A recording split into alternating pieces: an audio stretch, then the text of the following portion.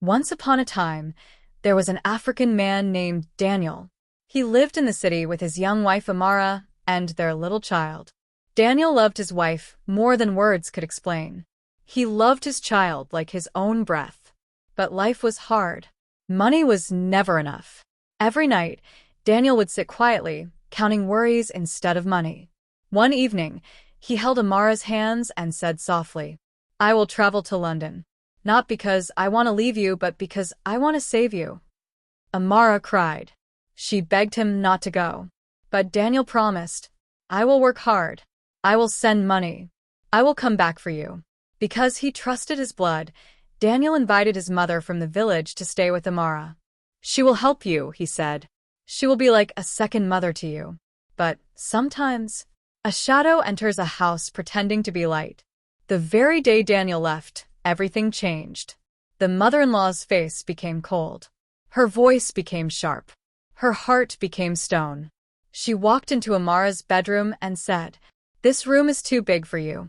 That same night, Amara and her baby were pushed into a small dark room near the kitchen. The room had cracks in the wall. When rain fell, water entered. When night came, rats ran freely. Every morning before the sun rose, Amara was already awake, sweeping, cooking, washing clothes, fetching water. Even when her body was weak, even when her baby was crying, the old woman would sit outside, watching and shout, "You are lazy. You are useless. If my son had listened to me, he would never marry an orphan like you." Those words cut deeper than knives. Amara had no mother, no father, no brother, no sister, no place to run, no shoulder to cry on. At night, when the house was quiet, she would hold her baby close and whisper, "Please don't cry, oh please don't cry." She cried into a wrapper, so no one would hear. She tried to call her husband, but the old woman took the phone. She locked it away. Sometimes she even switched it off for weeks. "She is disturbing you," the mother-in-law would lie. "She is fine," she would say on the phone. "She eats well. She sleeps well." But Amara was slowly dying inside. When Daniel started sending money from London, hope entered Amara's heart again. She believed things would change. But the money never reached her. The mother-in-law collected everything. Food money, house money, baby money. Amara was fed leftovers. Sometimes nothing. Years passed. The baby grew thin but strong. Amara grew quiet, too quiet. Her laughter disappeared. Her eyes lost their shine. People in the compound whispered, "That girl looks like a ghost." But nobody spoke. One rainy evening, Amara fell sick. Very sick. She lay on the cold floor, shaking, holding her stomach. She begged, "Please take me to the hospital." The old woman laughed and said, "Orphans don't die easily." That night, Amara thought she would die. She looked at her child and whispered, "If I die, oh please forgive me." But God was watching.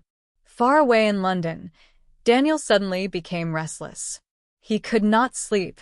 He saw Amara in his dreams, crying, calling his name. His heart started beating fast. The next morning, without telling anyone, Daniel booked a flight home. When he arrived, he did not announce himself.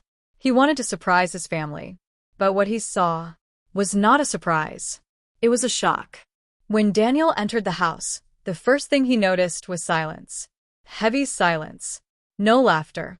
No joy. Then he saw Amara. She was thinner. Her clothes were old. Her eyes were sunken.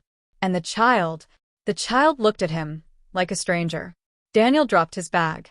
Tears rolled down his face. "Amara," he whispered. She turned slowly.